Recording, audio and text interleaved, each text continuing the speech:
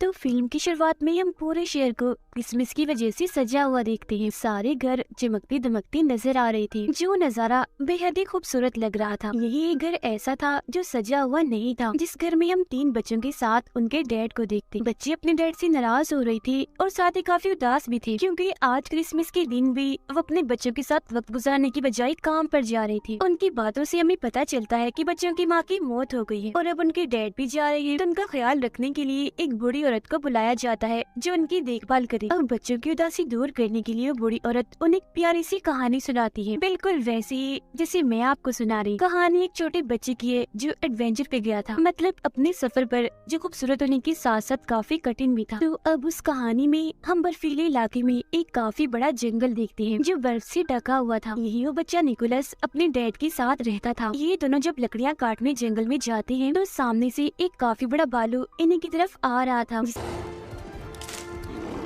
देखकर ये दोनों काफी डर जाते हैं और भागकर वापस अपने घर आ जाते हैं। यहाँ हमें पता चलता है कि निकोलस ने अपनी मॉम को बचपन में ही खो दिया था। साथ ही उनकी माली हालत भी काफी खराब थी। वो काफी गरीब थी, क्योंकि ना तो उनके पास खाने के लिए ज्यादा सामान है और ना ही पैसे कमाने का कोई जरिया है। एक रात निकोलस अपने डैड को कहता है, चले पापा आज मुझे कोई कहानी सुनाए, जो बहुत मजे की। जब उसके डैड उसे उसकी मॉम की ही कहानी सुनाती है कि काफी सालों पहले तुम्हारी मॉम ने इन बर्फीली चोटियों को पार किया। वहाँ 2 सोते हुए मॉन्स्टर थे जो दरअसल पहाड़ी थी। तुम्हारी मॉम उनके बीच से निकलकर दूसरी तरफ गई, जहाँ एक अलग ही नस्ल के लोग रहते हैं जिन्हें एल्व्स कहा जाता है, और वो एल्व्स का गांव था जिसका नाम एल्फेम था। एल्व्स दरअसल होती तो इंसान ही है, बस उनकी शक्ल सूरत थोड़ी सी अलग होती है, मतलब उनके कान थोड़े सी नुकीले और लंबे होते हैं। वो एल्व्स लोग कोई आम नहीं थे, बल्कि उनके पास जादुई शक्तियाँ थी। उन्होंने तुम्हारी मॉम के साथ काफी अच्छा बर्ताव किया, काफी अच्छे से उनका वेलकम किया, और फिर जब तुम्हारी मॉम वापस लौटी तो उनके पास बहुत सारी चॉकलेट्स और खिलौने थे जो आसपास के लोगों में हमने बांट दिए, जिससे हर तरफ खुशियाँ फैल गई। इसी दौरान उन्हें कमरे में किसी जानवर की होने का एहसास होता है। तब उसके डैड उस जानवर को मारने के लिए कुल्हाड़ी उठाकर उसे ढूंढने लगते हैं, मगर देखते हैं कि वो जानवर तो एक छोटा सा चूहा है, जिसे मारने की उसके डैड बहुत कोशिश करते हैं, मगर हर बार वो बचता रहता है। जिसके बाद वो चूहे को निकोलस के कहने पर छोड़ देती, क्योंकि वो छोटा सा चूहा उसे बहुत ही प्यारा लग रहा था और वो उसके साथ दोस्ती करना चाहता था। फिर अगली सुबह निकोलस उसका नाम भी रख देता है। वो उसे बात करने की कोशिश करता है और चूहे को भी कहता है कि तुम भी बोलो, जिस पर उसके डैड कहते हैं बेटा चूहे नहीं बोल सकते। जिसके बाद दोनों बाप बेटे राजा के महल में जाते हैं, क्योंकि आज उन्होंने अपने गांव के रहने वाले हर इंसान को बुलाया था।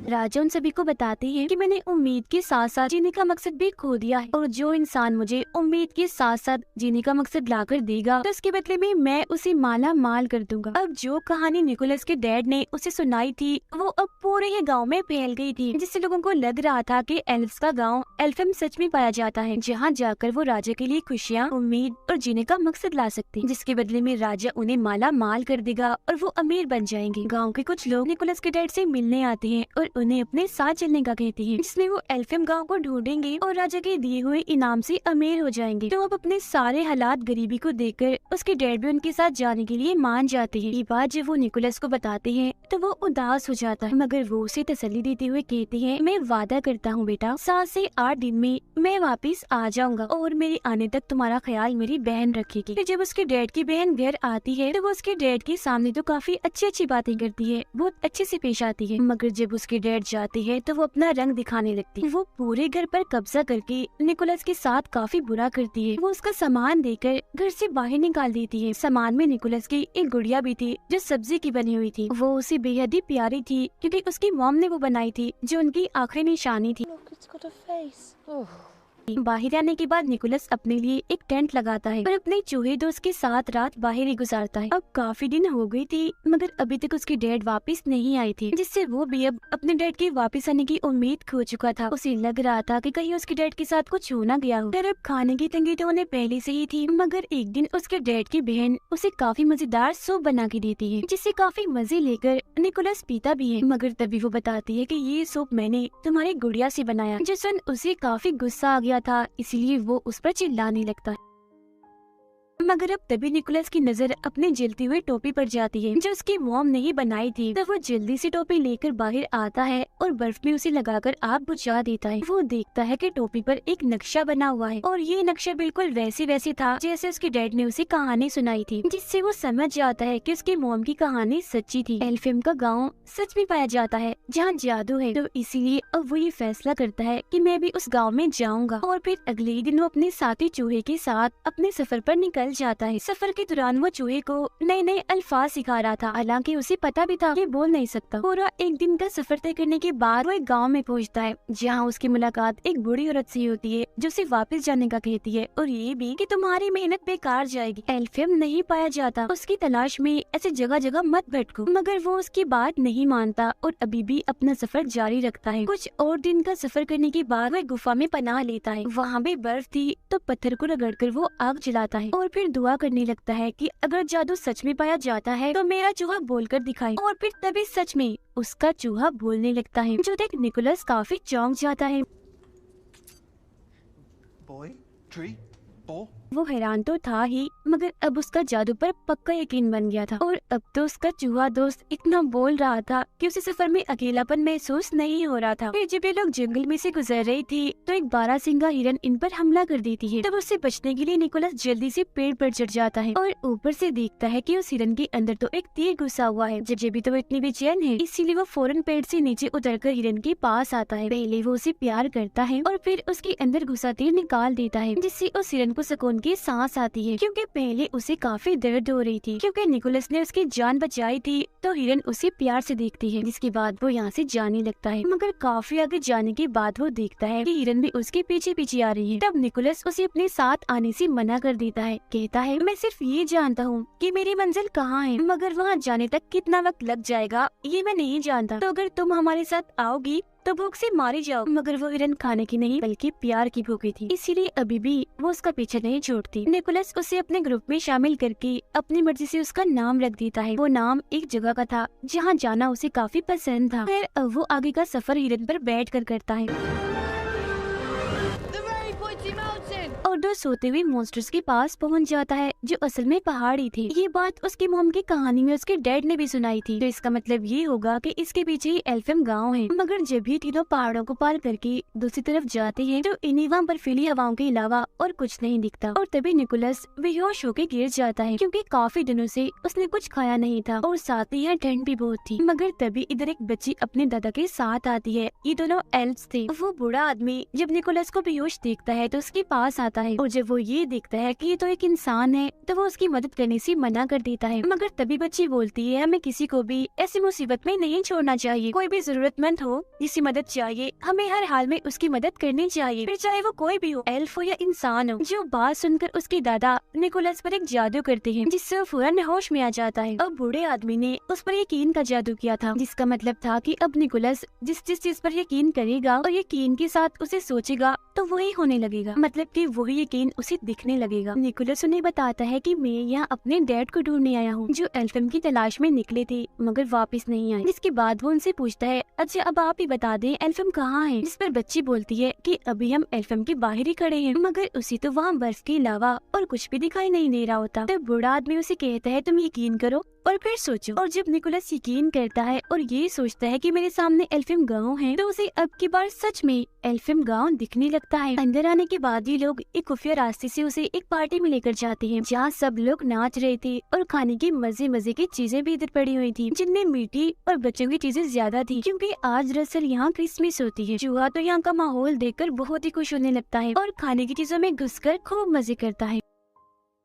मगर तभी इसी बीच एल्फ्स की रानी वहाँ आ जाती है और सब कुछ तबाह कर देती है, क्योंकि उसने सबको पार्टी करने से मना किया था। वजह ये थी कि सभी एल्फ्स काफी दुखी थे, क्योंकि इंसानों ने उन्हें धोखा दिया था। वो एक एल्फ बच्ची को अगवा करके अपने साथ ले गए थे। ये सुनकर निकोलस उठता है तो रानी उसे देखकर और भड़क जाती है। कहती है ये क्या, अभी अभी भी हमारे गांव में एक इंसानी बच्चा है, ये क्या हो रहा है इधर। वो निकोलस से पूछती है क्या कर रहे हो यहाँ, और वैसे तुम इधर आए ही क्या करने हो, एक और बच्चे चुराने आए हो। जो सुनकर निकोलस उन्हें बताता है नहीं रानी जी, मैं किसी बच्चे को अगवा करने नहीं आया, बल्कि अपने डैड को ढूंढने आया हूँ, क्योंकि वो एल्फियम गांव की तलाश में निकली थी। और आप फिक्र मत कीजिए, मैं आपसे वादा करता हूँ कि वो एल्फ बच्चा जिसे इंसान अगवा करके ले गए हैं उसे मैं वापस जरूर लेकर आऊंगा। मगर रानी उसकी एक नहीं सुनती और सजा देने के लिए उसे एक मीनार की चोटी में कैद कर देती है। यहाँ उसकी मुलाकात एक उड़ने वाली एल्फ से होती है, जो दरअसल एक एल्फ परी थी। उसे पटाखे फोड़ने का बहुत शौक था, उसके पास जादू था जिसकी मदद से वो हवा में पटाखे फोड़ा करती थी, और एक अच्छी बात, वो हमेशा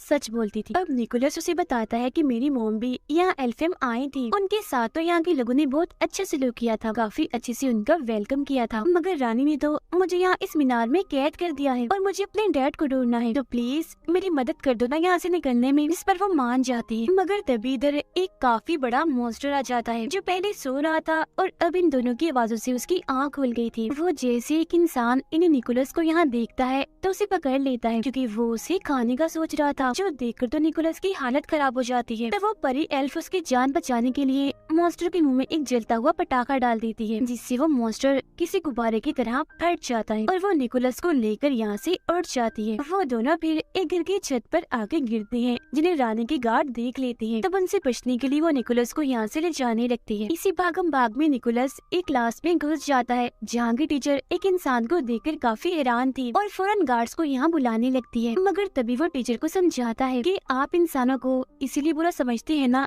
कि वो एल्फ बच्चे को अगवा करके ले गई। मैं वादा करता हूँ कि उस बच्चे को वापस जरूर लेकर आऊंगा। जो सुनकर वो टीचर निकोलस को एक खुफिया रास्ते से भगा देती है। इतनी ही देर में इधर उसके हिरन दोस्त भी आ गई थी, जिस पर निकोलस और एल्फियम परी बैठकर यहाँ एल्फियम गाँव से निकलने लगती। जिस दौरान गार्ड भी उनका पीछा कर रही थी, तब उनका ध्यान भटकाने के लिए एल्फ परी बार बार पटाखे फोड़ने लगती है। मगर जब वो देखती है कि बाहर जाने का दरवाजा बंद हो रहा है, तो वो खुद अंदर ही रुककर निकोलस को यहाँ से भगा देती।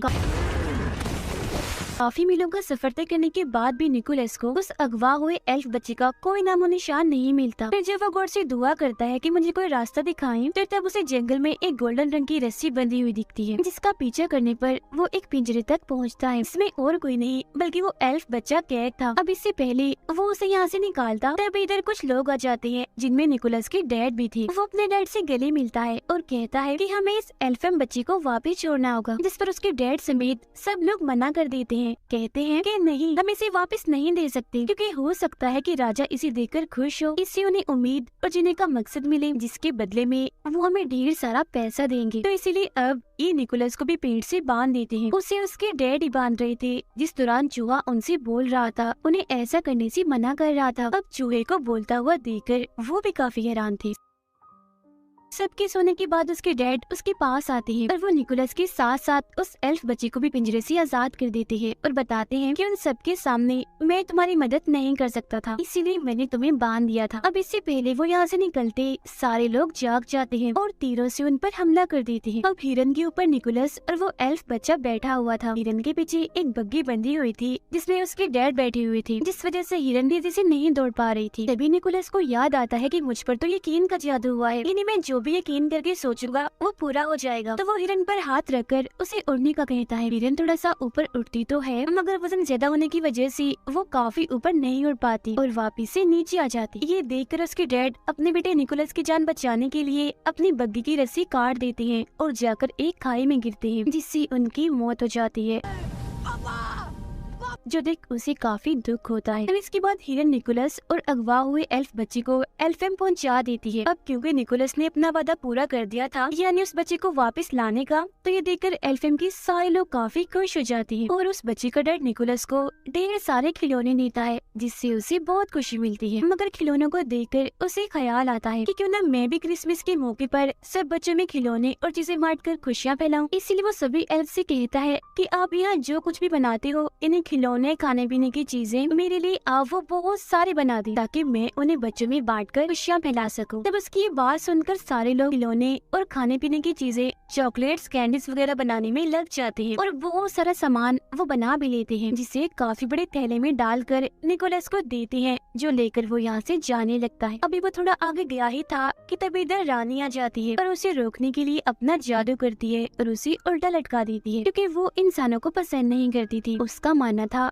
कि इंसान मतलबी होते, मगर तभी रानी की नजर निकोलस के गले में लटके लॉकेट पर जाती है, जो उसकी मॉम का था। निकोलस ये बात रानी को बताता है कि ये मेरी मॉम का है, तो वो उसे नीचे उतारती है। वो जज्बाती हो गई थी और कहने लगती है कि काफी सालों पहले तुम्हारी मॉम इधर आई थी, हम दोनों बहुत अच्छी दोस्ती थी, मगर जब वो यहाँ से गई तो बहुत सारे खिलौने और चॉकलेट्स लेकर गई। साथ ही जाने से पहले उन्होंने ये वादा किया था कि मैं वापस आपसे मिलने आती रहा करूंगी, मगर आज काफी साल हो गए हैं, वो कभी भी नहीं आई। जिस पर निकोलस बताता है कि वो आती जरूर, मगर जब मेरी मॉम यहाँ से गई, एक बीमारी की वजह से उनकी मौत हो गई। ये सुनकर रानी समेत सभी लोग काफी हैरान और दुखी हो गई थी। रानी को यकीन आ गया था कि सब इंसान एक जैसे नहीं होते, मतलब अगर इंसान बुरे होते हैं तो उनमें से कुछ अच्छे भी होते, इसीलिए वो उसे तोहफे से भरा हुआ थैला ले जाने देती है। निकोलस चीजों से भरा थैला लेकर हिरन पर बैठता है और उड़ जाता है और सीधा आता है राजा के महल में, जहाँ राजा काफी उदास थे। वो राजा को खिलौनों की सूरत में खुशी और उम्मीद की किरण दिखाता है, जिसके बाद राजा और निकोलस हिरन पर बैठकर सब बच्चों के घर जाते हैं और उनके पास खिलौने और चॉकलेट्स कैंडीज रखते हैं, क्योंकि जब बच्चे सुबह उठकर अपने खिलौने देखकर खुश होंगे तो बच्चों की वो खुशी ही राजा के लिए उम्मीद की किरण होगी। सब बच्चों को खिलौने बांटने के बाद राजा निकोलस से कहते हैं कि मेरे लिए काम करोगी, हर साल ऐसे तुम्हें खिलौनों की सूरत में बच्चों को खुशियाँ और उम्मीद देनी होगी, और इस काम में मैं भी तुम्हारा साथ दूंगा। और साल का वो दिन होगा क्रिसमस का दिन,